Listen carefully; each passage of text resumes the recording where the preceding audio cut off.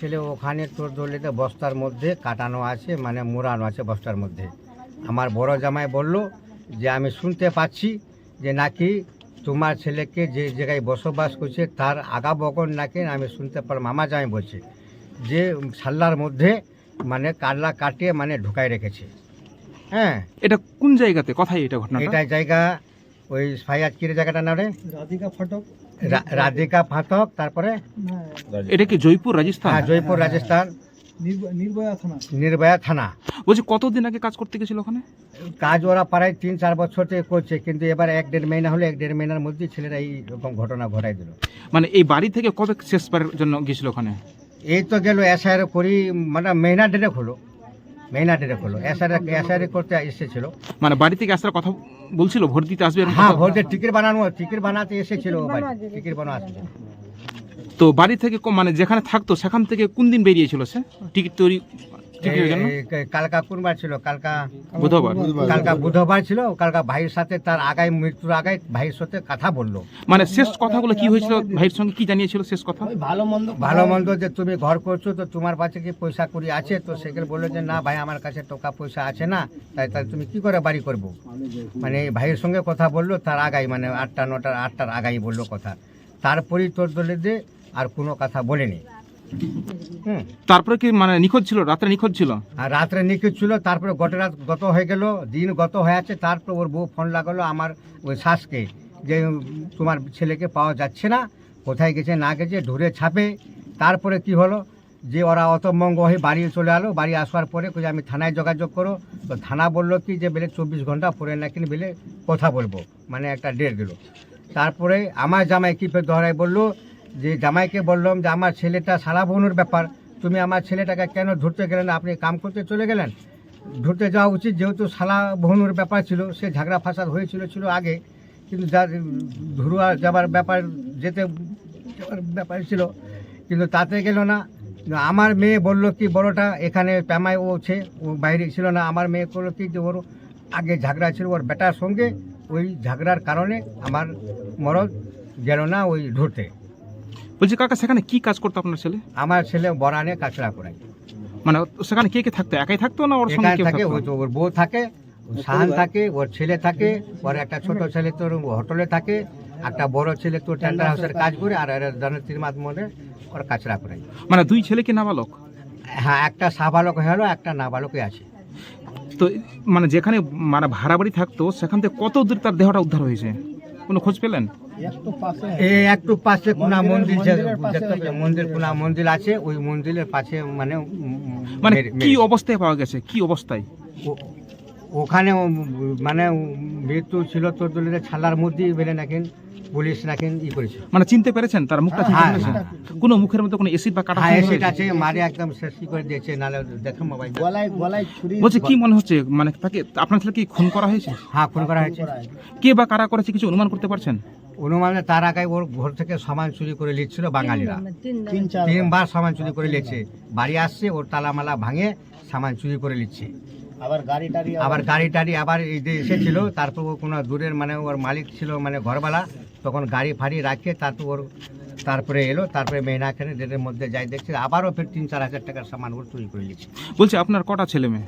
আমার হলো 2টা ছেলে 2টা মেয়ে। যে মারা গেল সে কি বড়? বড়। কি নাম আপনার? শেখ মোর। আমার নাম নফিজুল।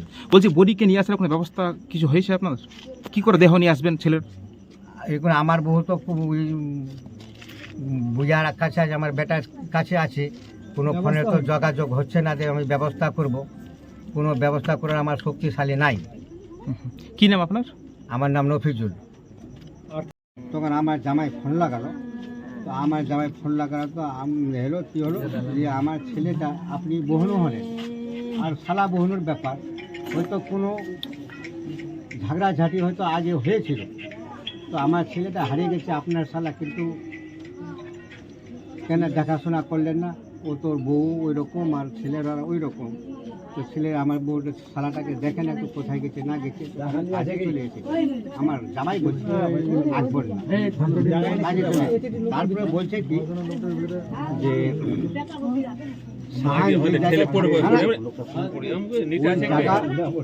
একটা গ্রাম আছে, আমি ওই বলছে আমি শুনতে পেলাম যে নাকি ওই জব করে ছাল্লার মধ্যে ঢুকানো আছে, বুঝলো। তখন আমি অত মঙ্গ হয়ে গেল। আমি বউকে বললাম যে তোমার ছেলে নেই, ছেলে শেষ। এই কোনো আমি জানি। আর আমি বউর সঙ্গে ঠিকরকম কথা বলতে পারিনি, নম্বর সুইচ অফ। হ্যাঁ, কথার ঘেরে ওরা চ্যাংচোর, কথা বলতেই যাচ্ছে না, পারছি না, কী হলো না। জায়গাটার নাম ওই পেপারে দিয়েছে, মানে ওই জাতি রাধিকা কি কিনা আছে, ওই মানে পেপারে ছেলেটা কাঁচা।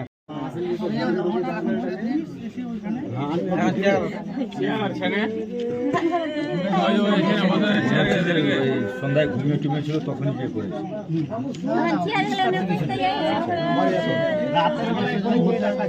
আমার 9টার দিকে আমার ভাইয়ের সাথে কথা হয়েছে, কালকে কথা বলে ফোন রেখে এটা ঘটনা হয়েছে। ভোট দিতে এসে টিকিট বানাতে আসছিল, ভোট দেওয়ার জন্য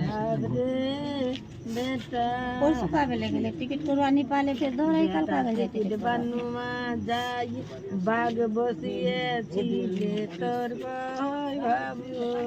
কতদিন আগে গেছিল? এই তো মেইনাটির ওই আসার ইসব শুনে এসেছিল, হিয়ারিং এসেছিল, হিয়ারিং করতে আবার করে গেল যে আমি ভোট দেবো। এই তো গেল ভোট দেবো, ভোট দেওয়ার জন্য টিকিট বানাতে গেল, ভাইয়ের সঙ্গে কথা বললো তার আগাই। তারপরে দেখছি যে আমার বহু মানে রাত চলে গেল, দিন চলে যাচ্ছে। তারপরে ফোন করলে যে আমি ওই তোমার বেটাকে ছেলেকে পাচ্ছি না, কোথায় গেছে না গেছে। হ্যাঁ, তারপর দেখা যাচ্ছে কি যে তোর দুনিয়াতে ঘুরে ছাপে ওরা 3 মাস নাবালক ছেলে আছে, ঘুরে ছাপে ওরা মানে কোনো প্রশ্ন উঠাতেই পারলো না যে কোথায় গেছে না গেছে, বুঝলো। তারপরে বললো যে আমি বেইমানি কথা বলবো না, আর আমি বেইমানি কথা বলবো না। কথাটা হলো যে আমার জামাই ফোন করলো, আমি বড় বেটি দিয়েছি প্রেমা বাড়ি, তো ও ফোন লাগালো। তো আমি এখানে কাজ করছি বাড়িতে, একটা মিস্ত্রি আছে আমার সাথে, আমরা দলের ব্যাপারে কাজ করছি। তখন আমি বিছনায় উঠে গেল।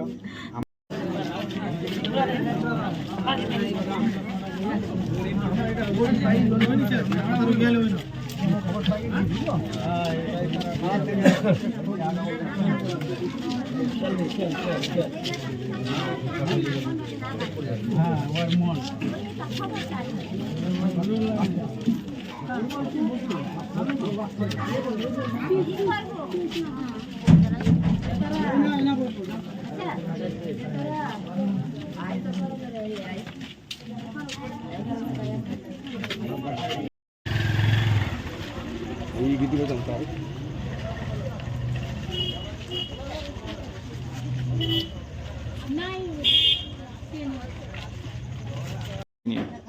খুব দুঃখের বিষয়, পরিতাপের বিষয় যে একটা পরিবার জীবন জীবিকার জন্য অন্য রাজ্যে রাজস্থানে গেল, আর সে খুন হয়ে গেল, তার ছোট ছোট বাচ্চা পিতৃহারা, স্ত্রী স্বামীহারা হলো।